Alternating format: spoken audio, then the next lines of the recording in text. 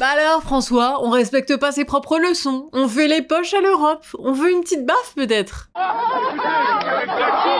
En tout cas, c'est ce qu'en pense le Parlement européen qui accuse le parti de l'homme politique que vous venez de voir, François Bayrou, de détournement de fonds via des emplois fictifs d'assistants parlementaires. Dans cette vidéo, on vous explique tout de l'affaire européenne du Modem. Et encore une fois, si vous voulez plus de détails, il y a Mediapart qui a de très bons articles là-dessus.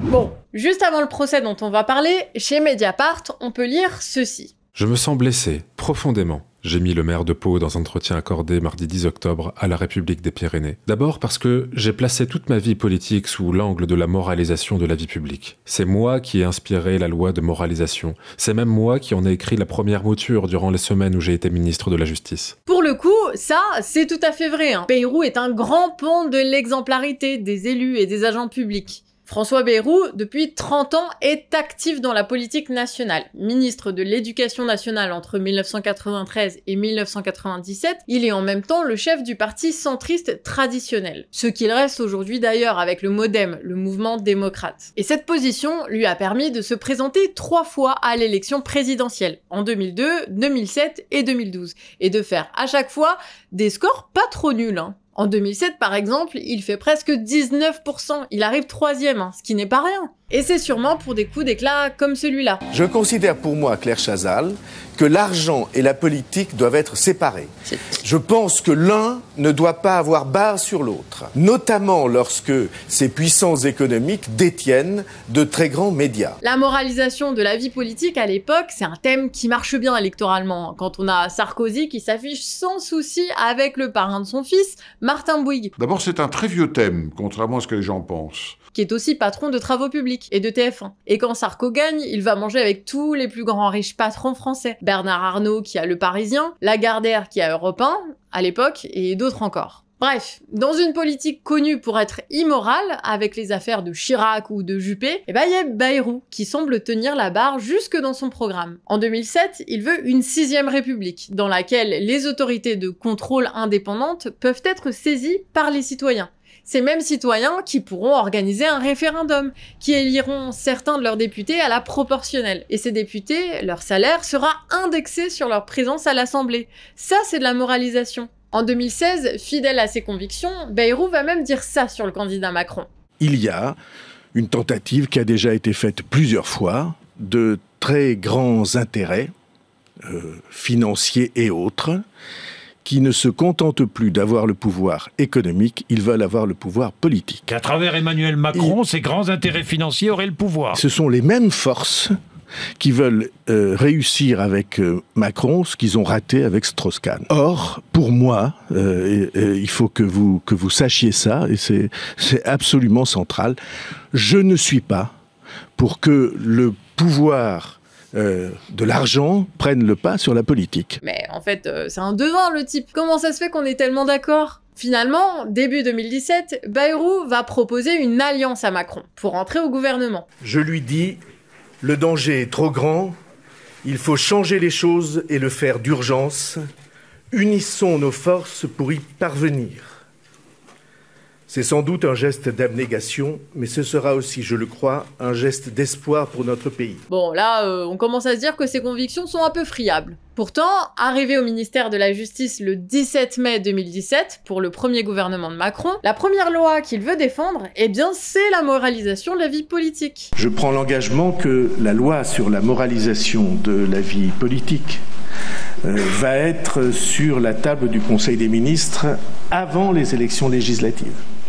En 3 semaines, ils font un texte qui propose par exemple la suppression de la Cour de justice de la République. Vous savez, la machine à blanchir les politiques, là, de Balladur à Dupond-Moretti. On en avait fait une vidéo. Et ça aurait bien embêté les macronistes de devoir être jugés par de vrais magistrats. Et pire encore pour eux, Bayrou voulait mettre en place un registre des déports avec un comité de déontologie. Bon, pour vous expliquer, si un député a des intérêts dans une entreprise, il doit se déporter. Donc en gros, ne pas s'impliquer dans le vote d'un texte qui concernerait l'entreprise en question. Et là, pensez à notre vidéo où on vous parlait de France Travail et de ce que ça rapporterait au député Ferracci. Là, ça aurait été rendu impossible. Tout ça pour dire que l'image politique de François Bayrou, elle est axée sur cette idée de droiture morale, d'exemplarité de parcours. Sauf qu'une enquête préliminaire est lancée contre lui et son parti, le MoDem, quelques semaines après sa prise de fonction. Alors Bayrou démissionne, il n'aura été ministre de la Justice qu'1 mois et 4 jours. Et forcément, il est pas hyper content, hein.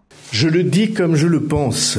Nous ne pouvons pas vivre dans une société de perpétuelle et universelle dénonciation. La France a été à d'autres époques, hélas, le pays des lettres anonymes. Ah oui d'accord, carrément, on compare ça à l'occupation, hein. Ah là là, ça glisse, hein. Aujourd'hui, il est haut commissaire au plan. Bon, on n'a toujours pas compris en quoi ça consistait exactement, hein, et il est toujours allié à Macron. Le premier haut commissaire au plan, qui s'appelait Jean Monnet, qui ensuite a été le père de l'Europe, disait c'est un poste indéfinissable. Ouais, l'exigence et la probité semblent maintenant bien loin de ses préoccupations. Tout ça, c'est un changement extrêmement profond. Et niveau probité au canard réfractaire, on essaie au maximum d'être transparent et surtout, on n'est pas soutenu par les puissances de l'argent, hein. La seule puissance qu'on a, c'est celle de nos tipeurs et de nos tipeuses qui nous font des dons ponctuels ou réguliers et on vous en remercie. Et si vous voulez les rejoindre, vous avez un lien en description.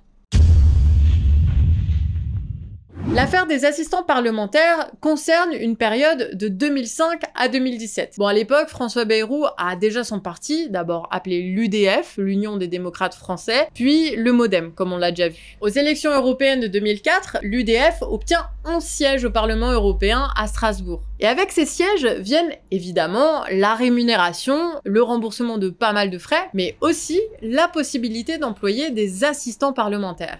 Les courriers, les rendez-vous, l'agenda, les discours, les communiqués, même parfois l'analyse des textes juridiques, la tenue d'une permanence de députés ou de sénateurs, en fait, tout ça, ça peut faire partie du boulot d'assistant, d'attaché ou de collaborateur parlementaire. Et bon, autant il y a énormément de travail à faire, hein, autant il y a des choses qui sont interdites. Par exemple, donner à un proche un boulot d'assistant parlementaire. Juste pour lui faire toucher de l'argent, on sent qu'il est à faire de boulot. Et c'est notamment ce qui coûtera la présidentielle et une condamnation au couple Fillon. Pénélope Fillon n'étant pas capable de justifier de son travail entre 1998 et 2013. Mais le plus souvent, les affaires d'assistants parlementaires sont plus floues, parce que le poste est donné à des gens qui sont militants à la base, par des gens qui sont aussi militants, et qui peuvent facilement voir cet emploi comme la poursuite en fait de ce travail militant, et donc les envoyer bosser pour le parti. On a fait une vidéo sur les affaires de Le Pen, et c'est exactement ce qui lui est reproché dans l'affaire des assistants européens. D'ailleurs, ils doivent pas être très sereins au RN, hein, parce que eux, c'est pas 11, mais 27 prévenus qui vont être jugés. Le rendu du procès MoDem, c'est un peu un avant-goût du leur, en fait. Et c'est aussi ce qui arrive en ce moment à Fabien Roussel, qui a été assistant parlementaire entre 2009 et 2014, sans qu'apparemment les autres assistants du même député n'aient été au courant. Bon, dans tous ces cas, on a des contrats de travail d'assistants parlementaires qui ont servi à autre chose, d'où la qualification pénale de détournement de fonds. Le problème pour le MoDem de Bayrou, c'est qu'il semblerait que bon nombre de personnes n'ont pas travaillé pour les députés, hein, qui les employaient pourtant en tant qu'assistants parlementaires. En décembre 2019, François Bayrou est mis en examen dans cette affaire, et les 10 autres ex-eurodéputés des années 2000 seront jugés avec lui. Le 16 octobre 2023, le procès commence devant la 11e chambre correctionnelle de Paris. Bon, évidemment, le tribunal, c'est pas le lieu favori des 11 prévenus. Ils sont plutôt habitués aux ors de la République et aux couloirs des institutions européennes. Pourtant, d'après les journalistes présents, ils ont bien du mal à justifier que leurs ex-assistants ne se souviennent pas d'eux.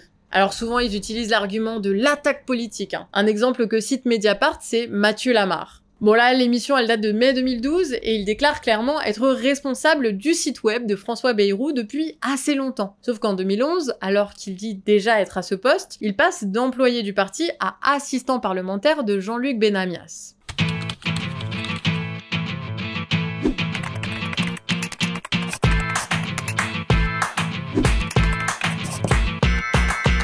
Pardon, c'est de l'humour. Très mauvais, je sais. On a là un changement de poste, avec la même rémunération au centime près, hein. Un contrat signé à distance, et Lamarre qui déclare ne pas connaître particulièrement cet ex-député européen. Ce à quoi Benamias et Bayrou répondent que tout est en règle et que c'est une vengeance politique, hein. Lamarre étant en partie à l'époque dans l'équipe d'Anne Hidalgo à la mairie de Paris. C'est une prouesse.